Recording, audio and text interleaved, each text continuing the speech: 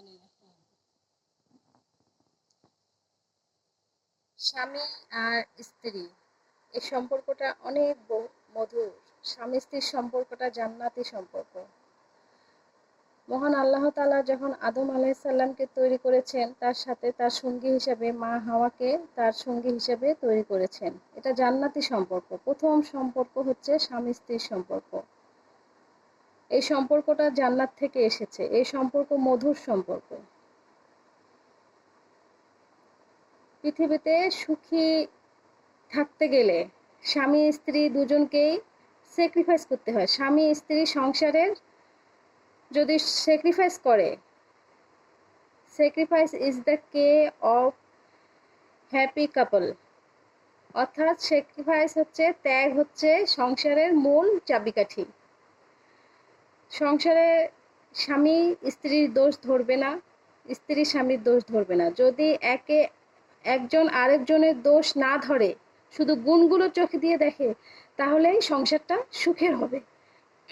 আর যদি সব সময় স্বামী স্ত্রীর দোষ ধরে, স্ত্রী স্বামীর দোষ ধরে, তাহলে সেই সংসারটা হয়ে যাবে জাহান্নাম। দুনিয়াতে এক টুকরা জাহান্নাম হয়ে যাবে। তাই আমাদের করা উচিত, স্বামী আর স্ত্রী কেউ কারো দোষ ধরবো না।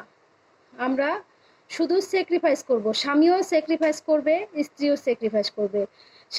সংসারের প্রতি স্বামী এবং স্ত্রী দুজনের সম্মিলিত অনেক দায়িত্ব আছে।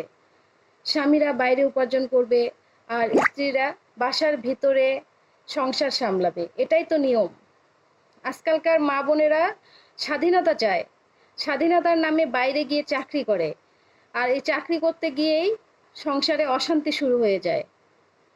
আমাদের উচিত হবে মেয়েদের, যে স্বামীরা যে উপার্জন করে সেই উপার্জন দিয়েই সন্তুষ্ট থাকা। স্বামীরা যতটুকু উপার্জন করবে সেই উপার্জনটুকু দিয়েই সংসারটাকে সামলানো।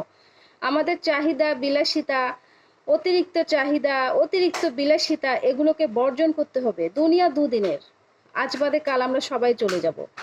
আমাদের স্বামীর সঙ্গে কখনোই খারাপ ব্যবহার করা উচিত নয়। আমরা যদি স্বামীর সঙ্গে রেগে সংসার ত্যাগ করে বাপের বাড়ি চলে যাই, তাহলেই আমরা বুঝবো যে দুনিয়াটা কত কঠিন, কত নির্মম। কারণ স্বামী ছাড়া এই দুনিয়াতে মেয়েদের জন্য কেউ আপন নাই। একমাত্র স্বামী বন্ধু, স্বামী উত্তম অভিভাবক। আল্লাহ তাআলা বলেছেন, হে নারীগণ, তোমরা স্বামীদের সাথে উত্তম ব্যবহার করো। আমি যদি আমার পরে কাউকে সিজদা করতে বলতাম, তাহলে সেটা একমাত্র স্বামী।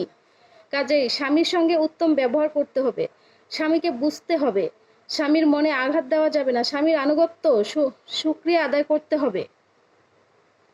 এই দুনিয়াতে আল্লাহ তাআলা আমাদেরকে স্বামী দিয়েছেন নিয়ামত হিসেবে। কাজে এই স্বামীকে গুরুত্ব দেওয়া প্রতিটি নারীর কর্তব্য। স্বামীর হুকুম মেনে চলা, পর্দা করা, 5 ওয়াক্ত সালাত আদায় করা, কোরআন তেলাওয়াত করা, রমজান মাসের সিয়াম পালন করা, এই কাজ যদি কেউ করে, এই কাজ কয়েকটি, তাহলে সে জান্নাতি নারী। স্বামী আমাদের বন্ধু, স্বামী শত্রু নয়।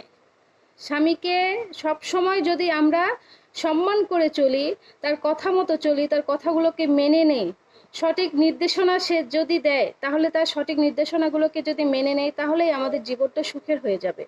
আর আমরা মেয়েরা পুরুষ ছাড়া, স্বামী ছাড়া কিন্তু পরিপূর্ণভাবে অসহায়।